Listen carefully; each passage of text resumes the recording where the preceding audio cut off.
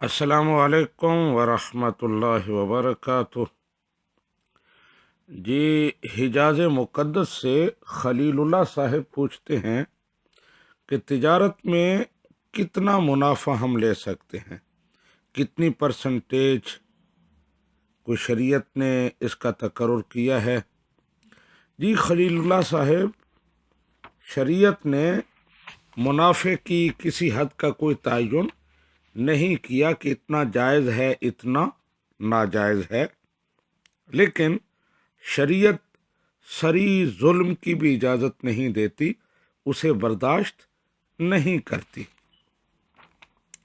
بازار میں جو عام اور متعارف قیمت ہے وہ آپ لے سکتے ہیں، لیکن جسے وہ اپنی زبان میں جیب کاٹنا کہتے ہیں اور لوگوں کی مجبوریوں سے ناجائز فائدہ اٹھانا، شریعت اس بات کی اجازت نہیں دیتی۔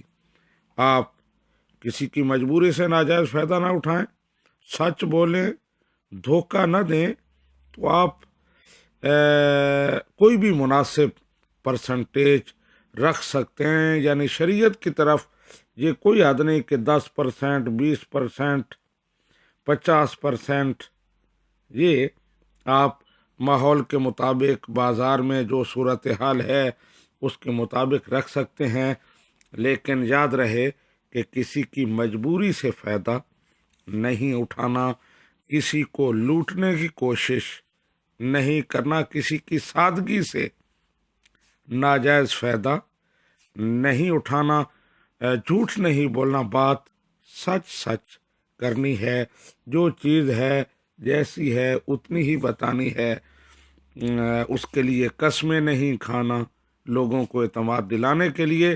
تو بہرحال ایک مناسب حد تک آپ منافع لے سکتے ہیں اور شریعت نے اس کی کوئی حد بندی نہیں کی۔ ھذا ما عندی واللہ ورسولہ اعلم بالصواب۔